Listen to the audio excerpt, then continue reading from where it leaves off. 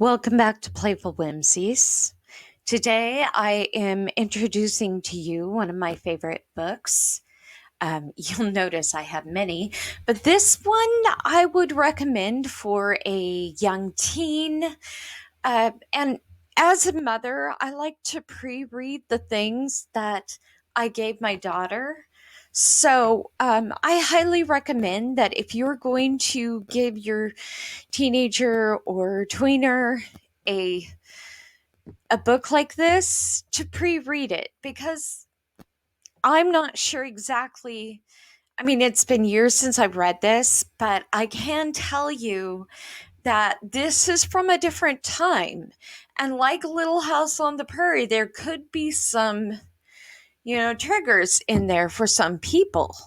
So, that being said, this is The Orphan Train Adventures, A Family Apart by Joan Lowery Nixon.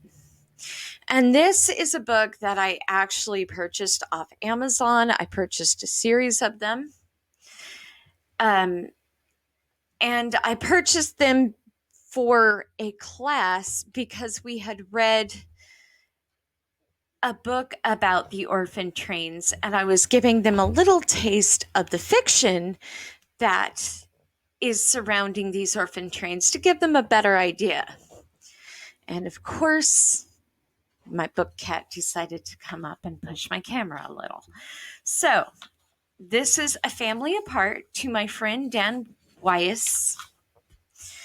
Note from the author: during the years from 1854 to 1929, the Children's Aid Society, founded by Charles Loring Brace, sent more, and I'm going to quickly, there we go, that looks more focused, sent more than 100,000 children on the orphan trains from the slums of New York City to new homes in the West. This placing out program was so successful that other groups, such as the New York Foundling Hospital, followed the example. The Orphan Train Quartet was inspired by the true stories of these children, but the characters in the series, their adventures, the dates of their arrival, are entirely fictional. We chose St. Joseph, Missouri between the years of 1860 and 1888 as our setting in order to place our characters in one of the most exciting periods of American history.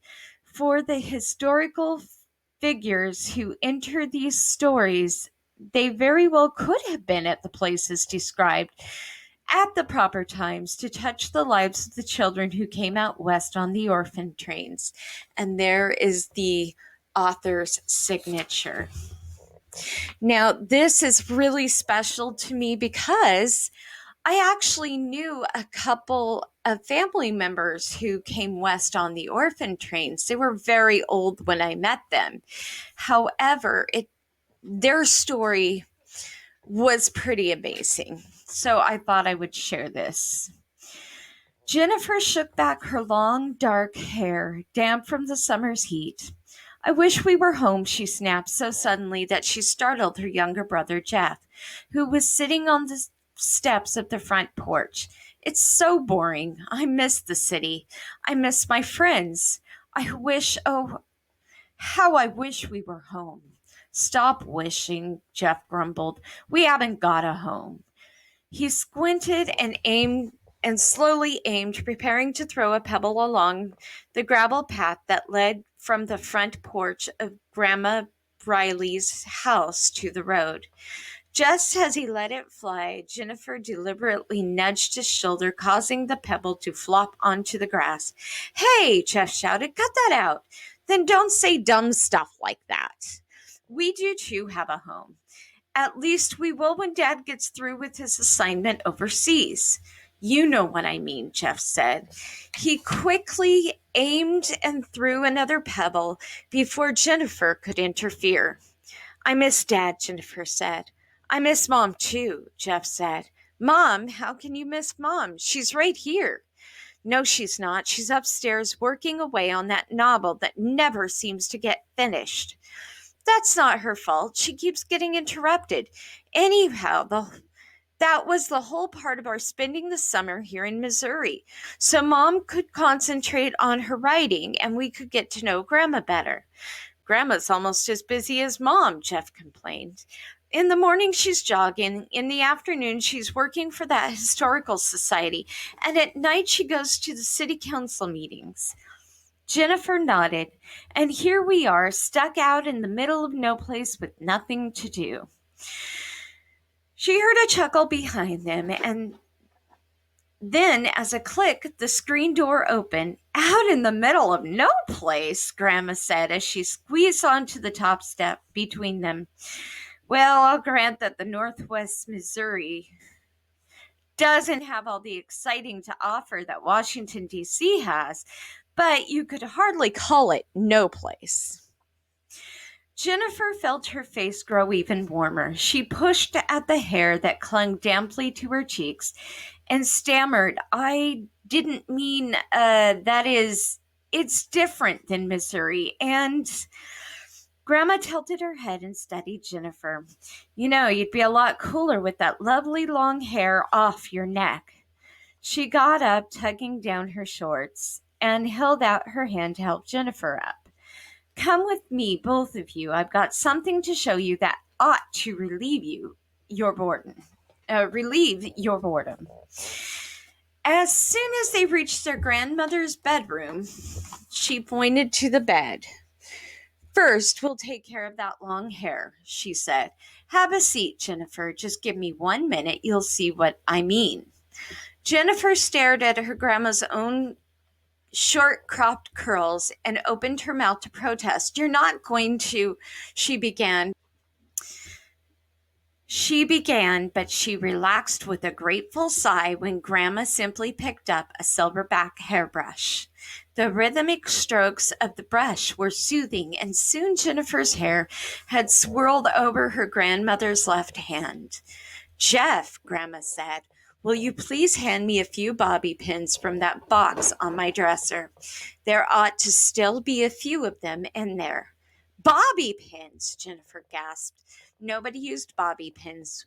What in the world was she going to look like? Her grandmother poked and patted at Jennifer's hair. Finally, she said, stand up and look in the mirror, Jennifer. My, but I've got a beautiful granddaughter. Jennifer stared at the face in the wooden-framed mirror that hung over Grandma's dresser. Her hair was parted in the middle and caught in a bun low on her neck. She looked older than 15. It wasn't so bad, kind of an old-fashioned, but actually pretty nice. Lightly touching her hair, she sneaked another look, then met her grandmother's friendly grin. Thanks, Jennifer said. Now, Grandma said, wait till you see this. She bent to reach into the low cedar chest that stood in the corner of the room and took out a book covered with faded blue fabric. She opened it carefully and removed a sepia-toned photograph. Without a word, she handed the photograph to Jennifer. Jennifer felt prickles dart up her backbone as her eyes met those of the slender, dark-haired girl in the photograph. Who is this girl? Jennifer asked. She looks like me.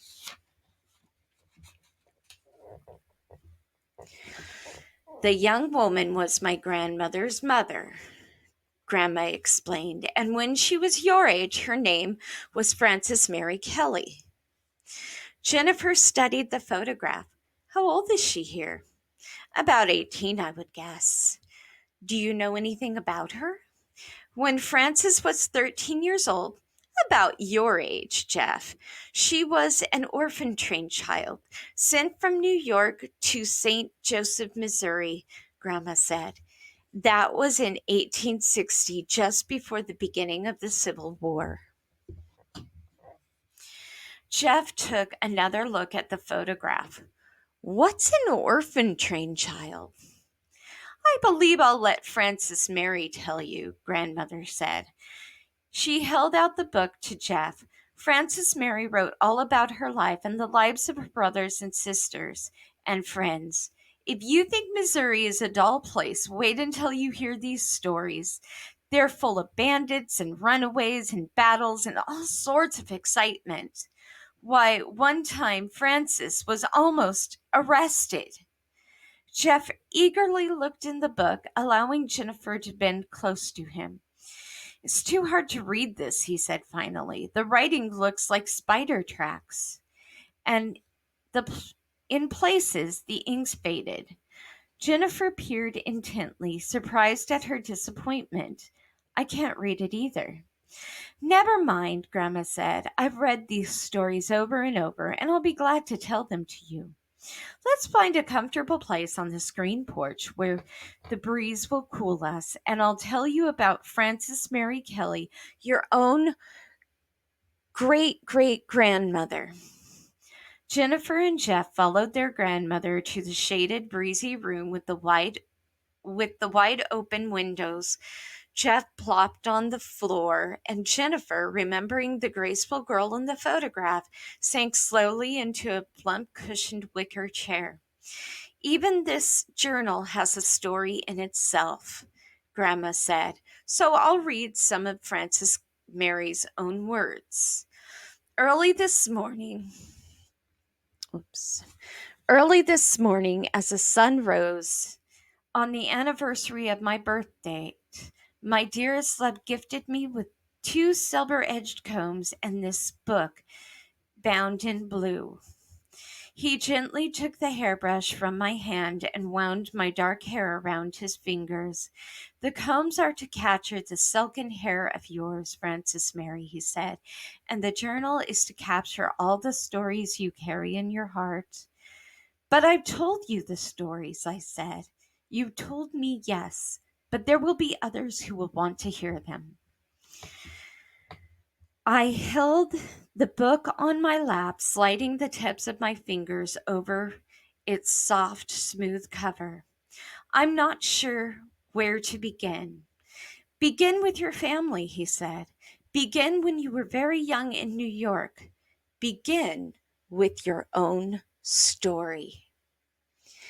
And that is the end of the first chapter of A Family Apart. Next time we will start on chapter 2. I hope you have a beautiful day.